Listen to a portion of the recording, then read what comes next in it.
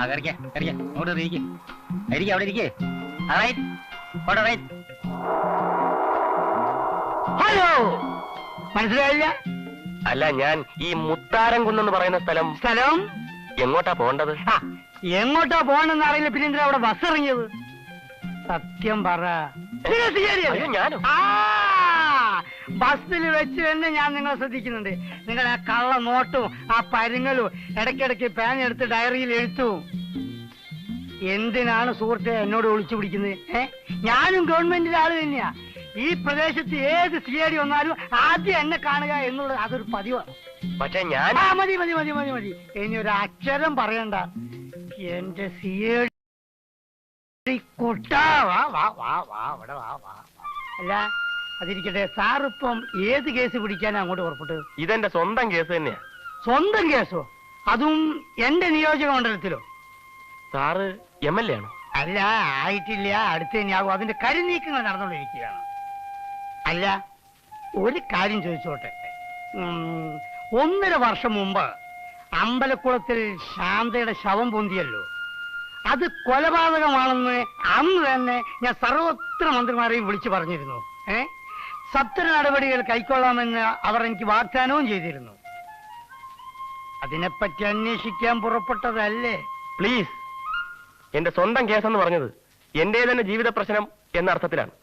ഇവിടെ മുത്താരംകുന്ന് പോസ്റ്റ് ഓഫീസിൽ പോസ്റ്റ് മാസ്റ്ററായി എന്നെ നിയമിച്ചിരിക്കുകയാണ്. നേരോ?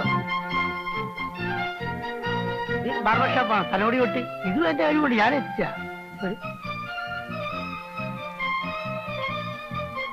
പ്രിയപ്പെട്ട നാട്ടുകാരെ, എവിടെ പോയി കിടക്കേണ്ട സ്ഥലം എവിടെ വേണം? ഇവിടെ ഇറങ്ങിയോ? ഇങ്ങോട്ട് ഇറങ്ങിയോ? ഇവിടെ ഇറങ്ങിയോ? ആരേ ഇവിടെ വരും. ഒന്ന് ശ്രദ്ധിക്കുകയും. വളരെ നാളത്തെ എന്റെ അസാന്ത പരിശ്രമത്തിന് ഫലമായി ഇതാ നിങ്ങൾക്ക് വേണ്ടി, നിങ്ങളെ സേവിക്കാൻ വേണ്ടി ഈ മുത്താരംകുന്ന് പോസ്റ്റ് ഓഫീസിൽ ഒരു പോസ്റ്റ് മാസ്റ്റർ എത്തിയിരിക്കുകയാണ്. മറ്റൊരർത്ഥത്തിൽ പറയുകയാണെങ്കിൽ ഞാൻ എത്തിച്ചിരിക്കുകയാണ്. എന്താ പേരെന്ന് പറഞ്ഞു? ദിലീപ് കുമാർ. അതെ, ദിലീപ് കുമാരകൻ.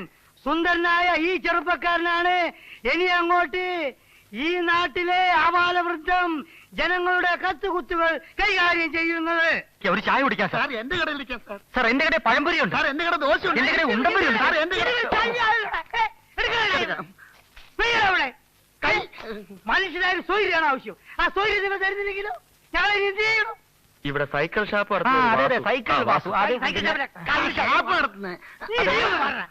എന്താ സാറിന് എന്താ ആവശ്യം? എന്താ വേണ്ട എന്നോട് പറയൂ. എനിക്ക് താമസ സൗകര്യം ഏർപ്പാട് ചെയ്യാൻ വാസുവിന് എഴുതിയിരുന്നു. അതിന്റെ ആവശ്യമില്ലായിരുന്നു സാറേ. അതെന്താ? സാറിന് വാസുവിനല്ലേ കണ്ടത്? പെട്ടിയെടുക്കടാ.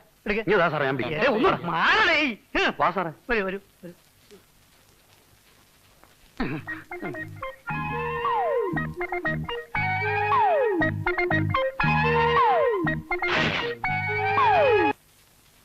ഞാൻ ദിലീപ് കുമാർ. ഓ, പോസ്റ്റ് മാസ്റ്റർ. അതെ.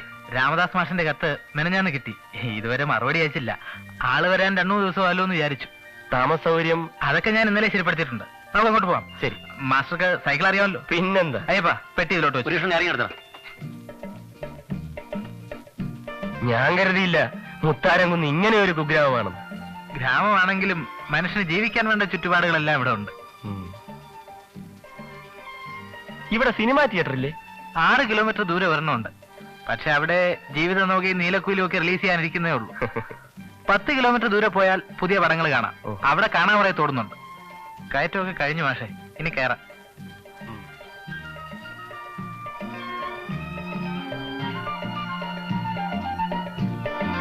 സൗകര്യങ്ങളൊക്കെ കുറവാ.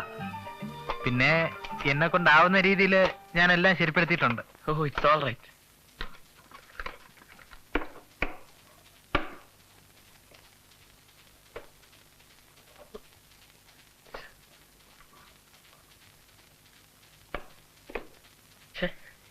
You.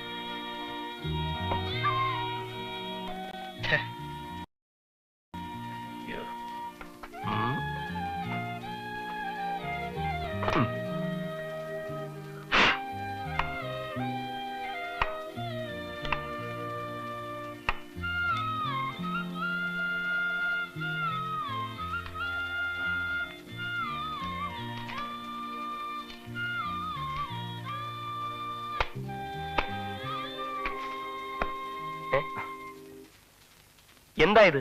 ഇതിനെ ഞങ്ങളിവിടെ ചായ എന്ന് പറയും. പട്ടണത്തിൽ എങ്ങനെയാ പറയുന്നതെന്ന് എനിക്കറിയത്തില്ല. ചിരിക്കണം. എന്താ?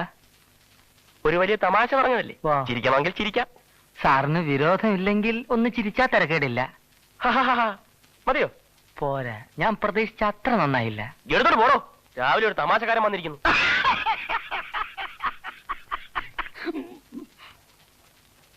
ആ ചായയല്ല ഈ ചായ. ഞാൻ കൊണ്ടുവന്ന ചായയാണ് ചായ. അല്ല, നിങ്ങൾക്കൊന്നും തലയ്ക്ക് സ്ഥിരമില്ലേ? എനിക്ക് ചായ വേണമെന്നുണ്ടെങ്കിൽ ഞാൻ പറയാം. പ്ലീസ് ഇത് നിർത്തോണ്ട് പോകും. സാർ കാശ് തരണമെന്നില്ല, പക്ഷെ ദിവസവും എന്റെ കടയിൽ തന്നെ വരണം.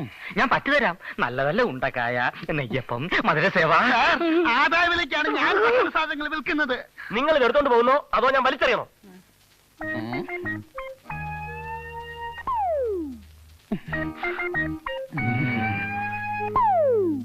ഉം.